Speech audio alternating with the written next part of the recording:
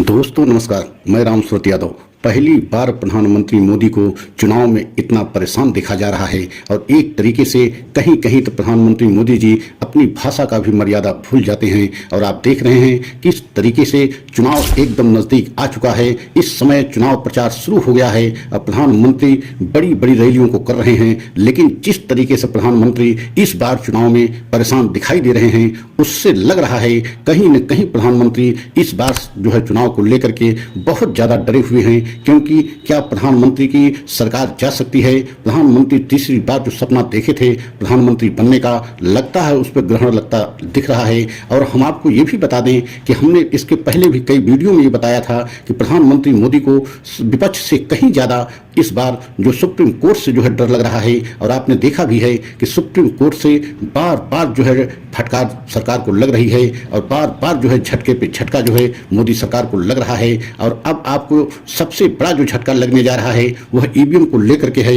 EVM से एक तरीके से आपने देखा है कि इस ईवीएम को लेकर के पूरे देश में एक आंदोलन चल रहा है और आंदोलन को रूप जो है एक तरीके से बड़े बड़े संगठन, सामाजिक जो है संगठन जो है बढ़ चढ़ के हिस्सा ले रहे हैं। यहाँ तक कि सुप्रीम कोर्ट के वकीलों का भी इस ईवीएम को लेकर के बहुत बड़ा जो है धरना प्रदर्शन हुआ। तो आज हम इसी पर खुलासा करेंगे कि प्रधानमंत्री क्यों इतना हैरान परेशान है। क्या प्रधानमंत्री की ईवीएम वाली प्लानिंग पूरी तरीके से फेल हो गई है और यही कारण है कि प्रधानमंत्री को 2024 चुनाव में झटका लगने जा रहा है। तो अगर आप हमारे चैनल पर पहली बार हैं तो चैनल को लाइक सब्सक्राइब कर लें, वीडियो को अंत तक जरूर देखें। ये बार बार हम आपसे निवेदन करते हैं कि पूरा सच आपको तभी समझ में आएगा। सबसे पहले हम ईवीएम की ही चर्चा करते हैं, क्योंकि ईवीएम को लेकर के पूरा विपक्ष जिस तरीके से 2014 से एक तरीके से सवाल खड़ा करता रहा, लेकिन प्रधानमंत्री मोदी जी कभी नहीं माने और न ही चुनाव आयोग माना। चुनाव आयोग तो यहाँ तक कि विपक्ष के बड़े बड़े नेताओं को मिलने का भी समय नहीं दिया।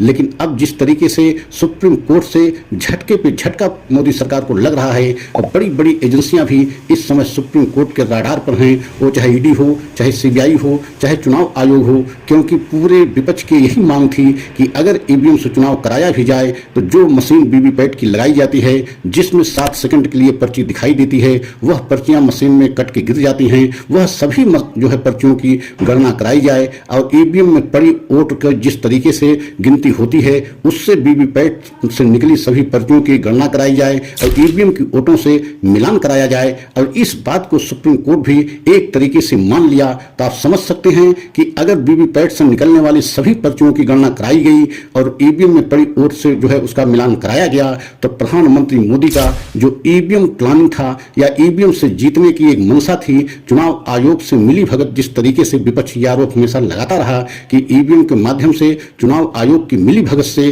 प्रधानमंत्री मोदी जी धांधली करके चुनाव जीतते हैं। तो इस बात को सुप्रीम कोर्ट क्या समझ गया है और यही कारण है कि सुप्रीम कोर्ट जो है नोटिस जारी करते हुए चुनाव आयोग को तलब किया है कि क्यों न वीवीपैट की सभी पर्चियों की गणना कराई जाए। इसमें दिक्कत कहां है और दिक्कत क्या है और चुनाव आयोग इसके लिए तैयार क्यों नहीं है। तो आप समझ सकते हैं कि अब बहुत जल्द ही एक तरीके से बहुत बड़ा ईवीएम पर फैसला आने वाला है। और वह यही है कि भले ईवीएम से चुनाव होगा लेकिन अब ईवीएम में बिल्कुल धांधली नहीं हो सकती, क्योंकि वीवीपैट से निकलने वाली सभी पर्चियों की अगर गणना होती है तो ईवीएम में कोई धांधली नहीं कराई जा सकती। और आपको ये भी बता दें कि 2019 लोकसभा में वीवीपैट तो सभी बूथों पर लगाई गई थी, मतलब ईवीएम के साथ वीवीपैट की मशीन लगाई गई थी, लेकिन वीवीपैट से निकलने वाली पर्चियों की गणना सभी बूथों की नहीं कराई गई थी। और यहीं पर जो है सबसे बड़ा खेला हुआ था और यही विपक्ष हमेशा मांग करता रहा कि ईवीएम के साथ वीवीपैट से निकलने वाली पर्चियों की भी पूरी गणना होगी तो प्रधानमंत्री मोदी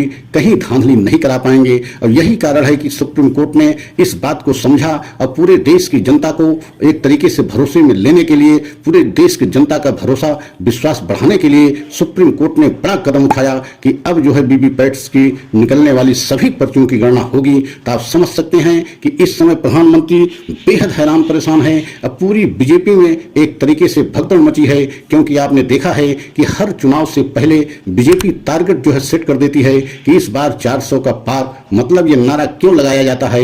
और यही बात जो है विपक्ष हमेशा कहता है कि अगर ईवीएम में धांधली नहीं होती है तो पहले ही चुनाव के जो है टारगेट सेट कैसे बीजेपी करती है। इसका मतलब है कि बीजेपी पहले ही जनता में ये संदेश देने की कोशिश करती है कि अगर हम ईवीएम में धांधली भी कराएंगे तो जनता शक न करे, क्योंकि बीजेपी तो पहले ही एक तरीके से टारगेट सेट कर दिया था। और यही कारण है कि इस बार जो है प्रधानमंत्री मोदी का कोई भी प्लान काम नहीं कर रहा है। और आपने देखा है जिस तरीके से इलेक्टोरल बॉन्ड को लेकर के पूरे देश के सामने डाटा आया है, और उससे भी बीजेपी बहुत ज्यादा एक तरीके से बैकफुट पर चली गई और बीजेपी की बहुत छवि खराब हुई है। और खासकर प्रधानमंत्री मोदी के, क्योंकि प्रधानमंत्री मोदी भ्रष्टाचार समाप्त करने की बात करते थे, लेकिन इलेक्टोरल बॉन्ड का पूरा डाटा जब देश के सामने आ गया तो उससे एक भ्रष्टाचार का लेवल प्रधानमंत्री मोदी की सरकार पर लग गया कि एक तरीके से चुनावी चंदा के तहत बहुत बड़ा फ्रॉड किया गया और बहुत बड़े स्तर पर चंदा लिया गया।